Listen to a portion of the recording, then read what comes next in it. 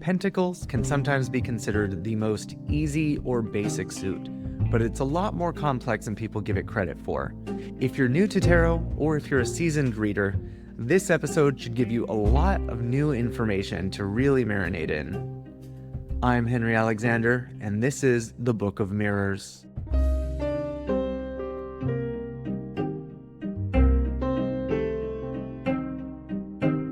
Episode 2, on the Suit of Pentacles. Today we're going to dive into the Suit of Pentacles. This is part of the minor arcana, and it's usually associated with wealth, prosperity, and health. But there's a lot more to it, depending on which theory you look into. There are 5 main theories used when you interpret the suits of the minor arcana. Each one of them acts as a lens that can change your perspective. You can either look at things through a psychological model or something as old as an alchemical one. You don't have to memorize every single theory for every single suit. Just listen through the episode, and whatever sticks, sticks.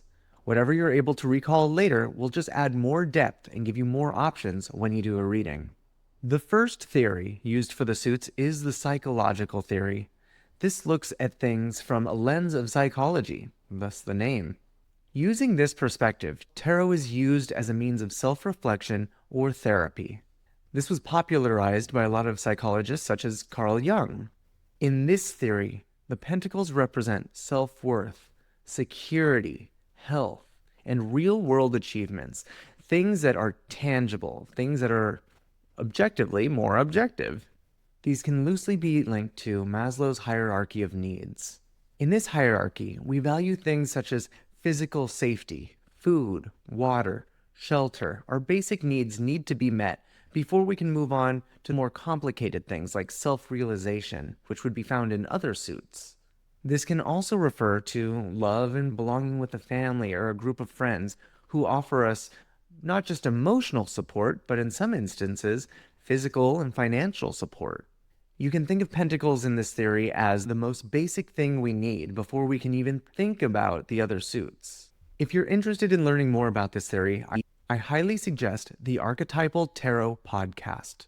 They do a much more in-depth analysis of this. Our second theory is the Elemental Theory. This is more popular in classic and esoteric traditions. In this tradition, as you may have heard before, pentacles correspond to the element of earth. Earth is known for being stable, fertile, and grounded. You can think of common phrases we use like, "This person is my rock." Again, though, this refers to something tangible, something real that you can grasp and hold on to. We'll do a future episode on elemental theory that's more broad than just the tarot, but for now, that's all you really need to understand. To learn more about this theory, I suggest the Hermit's Lamp podcast.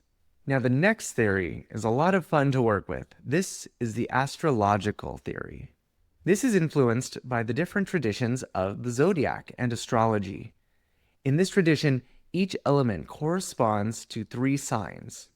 In the astrological theory, the pentacles correspond with our earth signs, so those will be Taurus, Virgo, and Capricorn. This theory is easiest to use when you have some familiarity with the zodiac signs. You can attribute certain traits of each sign to each card.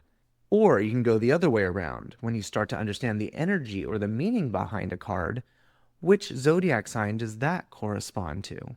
Again, this adds more layers and more depth to your readings. The YouTube channel Astrology with Heather is a great resource if you're looking to learn more about how you can incorporate astrology into your tarot readings. Before we move on to our next theory, be sure to like, subscribe, follow, leave comments, all those nice things so that I know this is something you're enjoying. The fourth theory is the alchemical or spiritual evolution theory.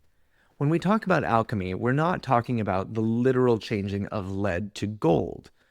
Many modern-day occultists consider this to be a metaphor for spiritual and personal development, where we're taking something crude, like the element of lead, and slowly perfecting it until it improves and becomes the most perfect version of itself, gold. Each stage of changing has a different name and a different process with it. In the alchemical theory, pentacles corresponds with the stage of coagulation. You can think of pentacles being the physical side effects of spiritual improvement. As things within you become better, the things around you will start to improve as well. In that way, there's a correspondence between the tangible world and the inner intangible world. The YouTube channel Esoterica is an excellent resource if you want to learn more about this theory. Now, I'm going to admit this last theory I'm not incredibly familiar with. It's relatively new to me. This is the social class theory. This looks at the tarot through a historical lens. A great resource for this is going to be the Occult of Personality podcast. In this theory, Pentacles corresponds to the merchant or artisan class. You can think of it as something physical and tangible. If you're thinking of the Astrological Theory, that would correspond to maybe Taurus, a very sensual sign, involved with everything it can feel, see, taste, or touch. An example of how this would work would be the Three of Pentacles.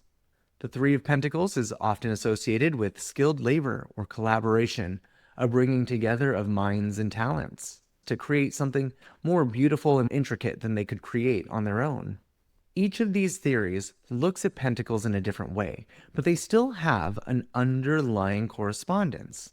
Pentacles corresponds to the physical, the real, the tangible. And for a lot of us, that means money, housing, food, safety. It's those basic needs that we need to have met, and there are many different ways that we can have them met. But it's not just those things. It's also how those things make us feel. We feel differently when we are in good health versus poor health. We feel differently when we know we have a safe place to sleep at night. We feel differently when we know we have excess money to spend. Drawing a card from the Suit of Pentacles is not just saying you'll gain money or you'll lose money. Think of it like a ripple. Yes, you can have money or you can have health or security. But what does that affect? How does that move outward? If you have more money, you have more confidence. You know you're going to be okay if things turn south. If you're in good health, you may take more risks. Don't just ask what pentacles represent. Ask what those representations do to you emotionally and mentally. If we look back at the alchemical theory, there's a connection between the outside world and the inside world. It's like some people say, the things you own end up owning you.